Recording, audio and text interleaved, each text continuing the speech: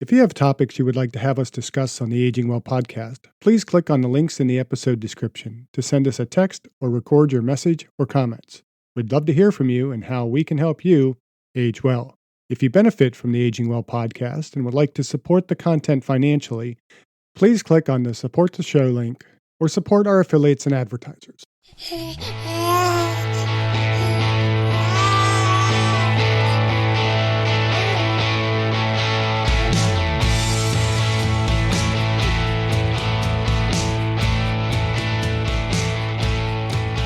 Welcome to the Aging Well podcast. I'm Jeff Armstrong here with Corbin Bruton. In this and the episodes that follow, we will share candid discussions on aging and hear from the experts. We are here to inform and encourage as we experience, aging. A common question among novice, beginner, and even advanced exercisers is, how many exercises should I do in my workout?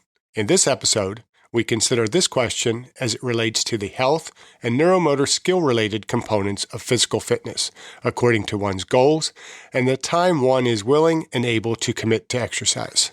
We may have discussed this in previous episodes, but the question comes up often. How many exercises should I do in my workout?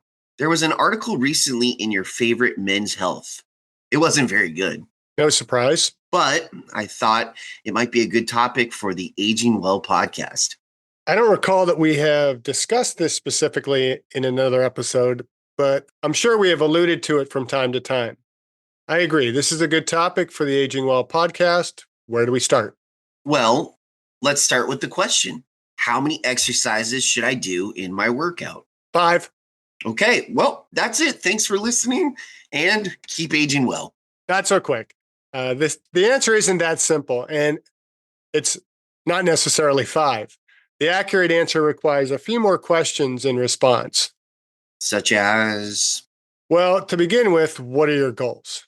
In addition, how much time are you able to contribute to your exercise sessions? How much time are you willing to contribute to your exercise sessions? Absolutely.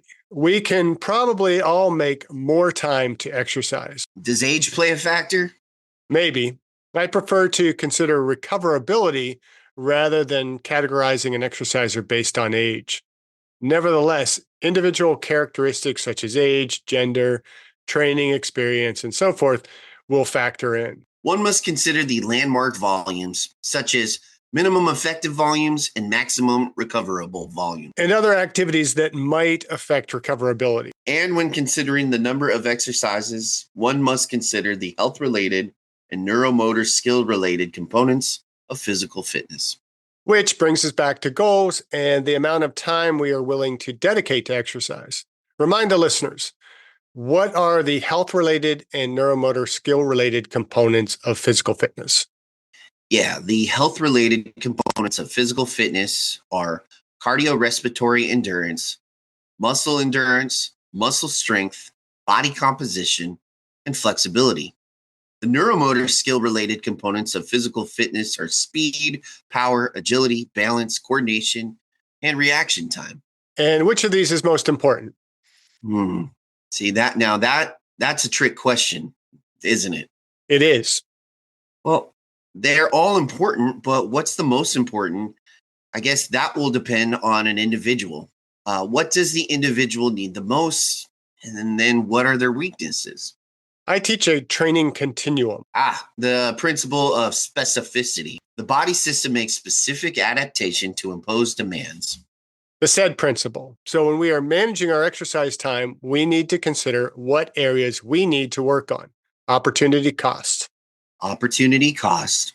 What we do either works towards our goal or against our goal. We want to optimize our time. All right. So the first step is to determine how much time we're willing to contribute to exercise. And how many sessions? Well, ACSM recommends 300 minutes of moderate intensity exercise a week. That's a start. 300 minutes over 6 exercise sessions is 50-minute sessions. So you would prefer 6 sessions per week? Minimally, yes. ACSM suggests 5 60-minute sessions. But yes, I prefer 6 or more. Or more? Yes, I would favor up to 12 sessions per week, not necessarily 60 minutes, though. 12 sessions? Wow. That's to manage time constraints and to optimize time for strength and cardio. What would you recommend to optimize your time so you can squeeze in these 12 sessions? Well, obviously, not everybody has 2 hour blocks that they could go to the gym and get everything done. And for most of us, it's really just carving out time throughout the day to be able to exercise. I mean, the ACSM and their guidelines will talk about 5-10 minute cardio sessions interspersed throughout the day can have the same benefits as a single block of, say, 30 minutes of cardio. And so when we start to argue that we don't have the time to exercise, we really just have to kind of look at our day and where can we carve out a little bit of time to be able to exercise. And I also favor compartmentalizing the exercise so that we can kind of maximize, and that's what I mean by optimizing time for strength and cardio, is carving out the time so that we can focus on strength. We're going to get the best strength stimulus or the best cardio stimulus or whatever aspect of fitness we are working on. We're carving out a time. We're focused on that. It's going to be short and effective. Yeah, it's funny you bring that up. So I work about an hour each direction from where I live. And so I was really struggling with either working out in the mornings because I had to rush to get ready in order to drive, or working out in the evenings because once I got home, I really didn't have a lot of time to cook dinner and all of that. So what I just decided to do is I got a gym membership, and on my hour lunch break, I'll just go to the gym. It's only 30 minutes, but there's conveniently a gym right next to where I work. And I just try and get a quick little session in. Is something that I've recently started doing. And I'm really hoping it pays off. That's the only way I could squeeze in any time, just because the 2 hours a day of just driving, that was kind of killing me, but I had to figure something out. Yeah, and my schedule's even worse. I mean, like you, I have over an hour drive to campus every morning. Plus, I have to drive my daughter to the high school, and we live as far as you could possibly live from the high school, and they don't provide a bus. So I have to get up in the morning, generally about 4:30. It gives me really about a 45-minute window at best to be able to get my workout in so that I can get up, get showered, get cleaned up so that my daughter can start getting ready. My wife can get ready. She can work out in the morning. I can get my meals prepped for the day and get my daughter in the car, get to campus, and come home. And again, I have a small window between getting her home from school after I pick her up to maybe having strength and conditioning practice that I have to go to. And so I don't have a lot of time, but I can carve out at least 2 sessions per day. I'm trying a little bit more when I'm able, since my kind of office hours are in the exercise physiology lab. There's treadmills right there. I just hop on the treadmill and walk for 10 minutes, 20 minutes, something like that. And, I can be working on my computer, reading something, and it gives me a little extra activity to burn a few extra calories. And so when I talk about managing time constraints and optimizing time for strength and cardio, we have to realize that workouts don't have to be in one big block. We can do them multiple sessions. You have a home gym, but you don't have a lot of time. Maybe you do a exercise in the morning and one at night. Whatever you have to do in order to get the cumulative benefits of exercise. Yeah, well, it's really interesting because, I with every person that we've probably ever spoken to, whether it's on this podcast or just when we both used to do personal training, I think the number one excuse was I just can't find time to get that in. But there's a lot of famous quotes out there. Arnold Schwarzenegger makes a lot of them. Muhammad Ali made a lot of them. And sometimes you just gotta come down to that old tried and true time management and figure out what's important to you and what you want to prioritize. And in reality, we should all be prioritizing our health because in the end, we all want to age well. I always love the Arnold quote, if you're sleeping more than 6 hours, sleep faster. Yeah. Now, after, our recent conversations with the Playanskis and, we've talked about sleep and stuff like that, I think maybe maybe if you're sleeping more than 8 hours, sleep faster, right? But we want to get that 7, 8 hours of sleep. But that again carves out a chunk of our 24-hour day. What else are we doing in that time? And how can we squeeze exercise into that? How many cardio sessions and how many strength training sessions should we do in that 12 session split? Again, I mean, that's a challenging question to answer because, again, it comes down to the individual. It comes down to our time constraints. But more importantly, it comes down to our goals and what are we trying to accomplish. And so I take a more prioritizing approach. So for me, and we've talked about this repeatedly on the podcast recently, that over time I have shifted much more to a strength focus as opposed to a cardio focus for my aging well, because I know that I need to maintain that muscle mass. That's going to have the best effect on my body composition. It's also, preserving my ability to be active. And I know that what cardio I have, and I'm fairly fit cardio wise, I can maintain that in much shorter sessions and it's not as much of a priority. And so I focus on my strength sessions in the morning. So I look at minimal 6 strength sessions per week and then trying to carve out a little bit more cardio sessions. And ideally, it would be another 6 cardio sessions per week. That's where I get up to that 12. So if I do strength in the morning for, say, 30, 40 minutes, and then in the afternoon, I can do a cardio session in as little as 15, 20 minutes. And so if I get up in the morning and I can get my weight workout in, I get through my work day. If stuff happens throughout the day that suddenly that window of opportunity to be able to exercise in the afternoon closes on me, then I could skip the cardio. And so another reason for trying to maximize the number of sessions is we are preparing for greater availability to exercise.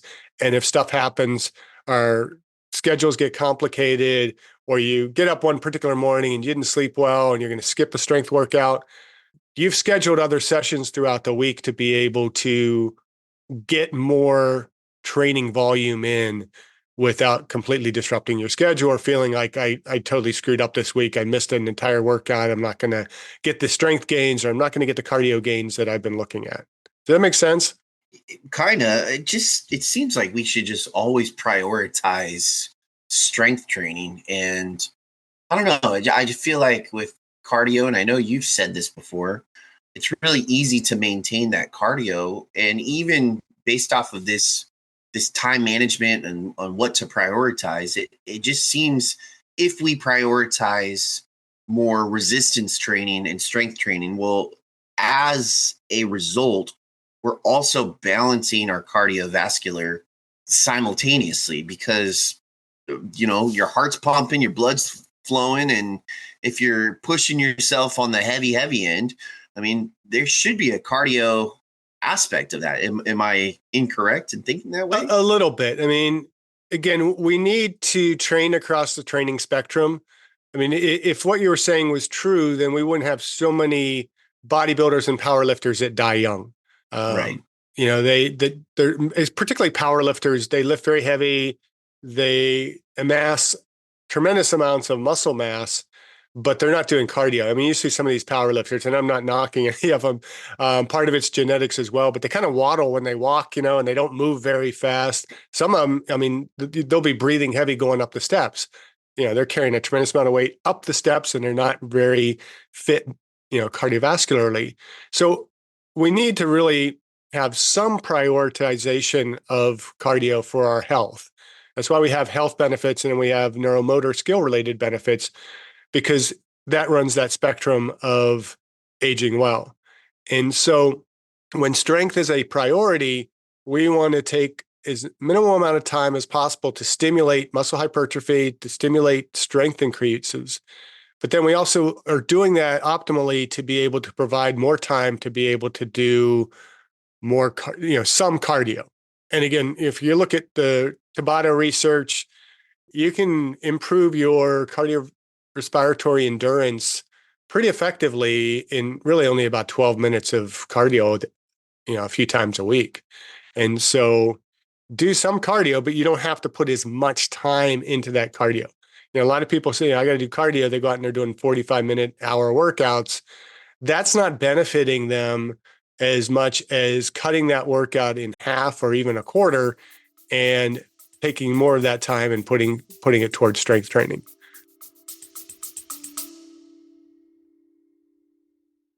I discussed my epigenetics test with True Diagnostic co-founder Hannah Wendt in episode 162. Epigenetic testing measures baseline and changes in your pace of aging, giving you the power to steer your anti-aging or health and wellness journey in the right direction. I learned that I am aging well. Click on the affiliate link in the episode description, use the promo code AGEWELL, and receive a 12% discount on your epigenetics test and monitor your pace of aging. Yeah, but if you're taking, 45 minutes to an hour and you're just doing, steady state cardio and you're just running, I feel like you're not going to get as many benefits as if you shorten it down and you do more. Say you're around a track and you sprint as hard as you can for as long as you can, and then you do a little 1-minute jog around the track, and then you sprint again. Maybe it's only for 30 seconds. I feel like you're going to get more benefits that way, and you're spiking your heart rate and you're lowering it and you're spiking it and you're lowering it. So you're getting the cardiovascular aspect of it, but then you're also pushing yourself a little harder. So you're firing those muscles that you wouldn't necessarily do in a low steady state cardio. Well, again, it's that continuum. And that's where I think as well, when we start looking at the number of sessions, you want to be considering intensity as part of that to work across the spectrum. The lower intensity is going to allow us more activity to burn more calories, to improve maybe some of the lower end of the VO2 max, more improving stroke volume and things like that. And when we get into higher intensities, then we start engaging the muscles a bit more to where we're getting a little bit more maybe muscle endurance. We're getting more effect at the muscle level where we're affecting the arteriovenous oxygen difference. And then as the intensity increases, eventually we start transitioning from really cardio work to muscle endurance work. And that's where high intensity interval training and high intensity interval resistance training all come into play. Now we start getting a little bit more, not so much muscle hypertrophy out of it, but we're working the muscles a little bit more. We're burning more fat. We're improving to some extent cardio, but the cardiovascular benefits start to diminish as we move closer and closer towards strength. And so we want to be shifting that dial back and forth across the spectrum from pure cardio to pure strength within the boundaries of our goals and our opportunity to be able to exercise, but also what our current health status is. Because for some people, jumping right into high intensity interval training is not going to be healthy for them. They could be at risk of heart attacks and things like that. And so just simply moving some is going to benefit them. But doing this strength is going to give them the capacity to do a little bit more movement. And a lot of times people just, I'm so out of shape, I just got to get some cardio going. And all they do is kind of go out and walk. And it's going to take them longer to get to a more fit level because they're focused only on that really low intensity cardio and trying to burn fat, which is not helping us necessarily to build muscle and improve performance. Okay, so back to the original question. How many exercises should I do in my workout? Well, I generally presume that question to be about weight training. Cardio, of course, is about duration. And as we've kind of been talking about, I favor high intensity interval training for cardio because it is effective and it is time efficient. And like I mentioned, you can see benefits in as little as 12 to 15 minutes when we're doing high intensity interval type training. Every day? Probably not. You must consider recoverability. 3 hard days a week is probably good for most, with 3 or more moderate intensity sessions per week. It is really highly individualized. Okay, so what about weights? Again, how much time can you dedicate? I think 3 to 6 days a week is ideal, 2 to 3 times per week per body part. Okay, so that brings us to the question of how many exercises? It does. And again, the answer comes down to goals and time. So you call them the basic five, but I like to call them the superior seven. To each his own. The basic five, the squat, the deadlift or hip hinge, the bench, the row, and the overhead press, plus core exercises like carries, give us the foundation for how many exercises. Expanding these to your superior seven refines this a bit. So a squat variation, a hip hinge movement, a horizontal push, a vertical push, a horizontal pull, a vertical pull, and a carry variation performed each at least twice a week.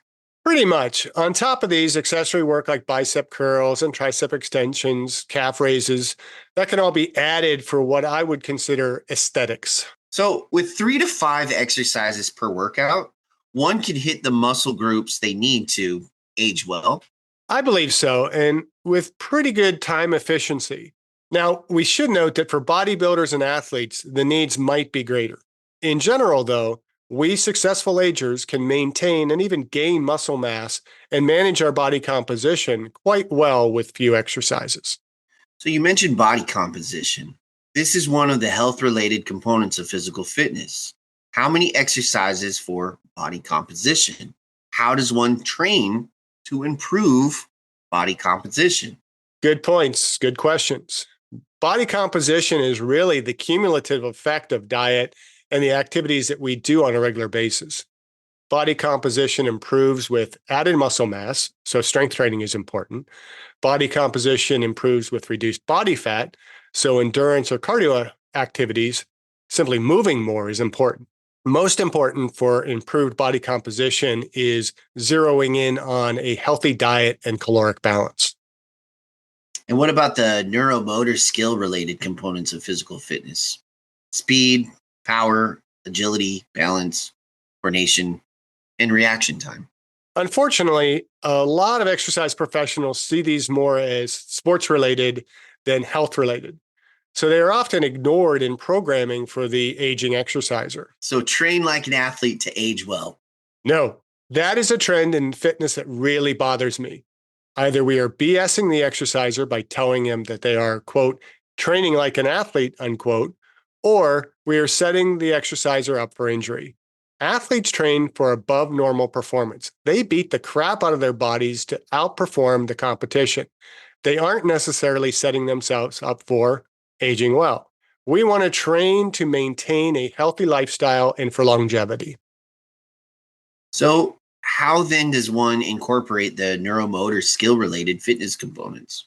How and how much goes back to goals and to needs. Agility, balance, and coordination are obvious. How we train for strength and endurance can account for these. Unilateral versus bilateral exercises, multi-directional movement, varying the tempo of movements in cardio, as well as strength exercises. Remember, too, that balance is the sum of strength and posture. Balance. So, how do you feel about exercises on BOSU balls or physio balls? Well, they have their place, but man, they are overdone in the gym. Why do you think that is? Basically, there's little transference. The exerciser gets better at standing on one foot on a BOSU ball, but very little of that effort translates into increased strength. Don't get me wrong. Many of these exercises are great for rehabilitation and prehabilitation. They can also be good for pre-activating some of the smaller stabilizer muscles. But when the limiting factor in the movement is the small muscles, the big muscles don't get stressed enough. Work on strength and posture. Strength plus posture equals balance. In our years with the Athletic Republic, we did a lot of agility work with athletes. How does that transfer to the athlete or adult that wants to age well? Well, I love John Frappire's plyometric floor and drills. The 4 square plyo floor. Yes, and for the older adult, these need not be high intensity, but simply stepping in multi-directional patterns can benefit agility, balance, and coordination. Dancing is also a great activity for this. For anyone, though, I think it's also important to consider cognitive or reactive agility. Reactive changes in direction rather than prescribed movement patterns. And we might have to do an episode on just training for agility. Yeah, because that's a lot to discuss there. The same could be said for reaction training. Indeed. We haven't discussed flexibility. We have not. So how often and how many exercises should one train for flexibility? As often and as many as necessary. Well, that's kind of vague. The answer is kind of vague. The reason being that everyone has different flexibility needs. If you're already sufficiently flexible, you don't need to spend any significant time stretching if you are exercising regularly through a full range of motion. So what do you mean by sufficiently flexible? I mean, having a sufficient pain-free range of movement to be able to perform the required tasks of daily living. Not everyone has to be as flexible as a gymnast. So spend time doing flexibility exercises for the joints that are least flexible and don't spend excessive time stretching what is already flexible. Exactly. You can't fix what isn't broken. So back to the original question. How many exercises should I do in my workout? The answer is as few as necessary within the time permitted to train the basic movement patterns, such as improve cardiorespiratory endurance, muscle strength, body composition, flexibility, speed, power, agility, balance, coordination, and reaction time. Pretty much. Be smart and effective with exercise programming. Don't waste time on the unnecessary. Prioritize according to importance and need. Do these things, and you will age well. Age well. Thank you for listening. I hope you benefited from today's podcast. And until next time, keep aging well.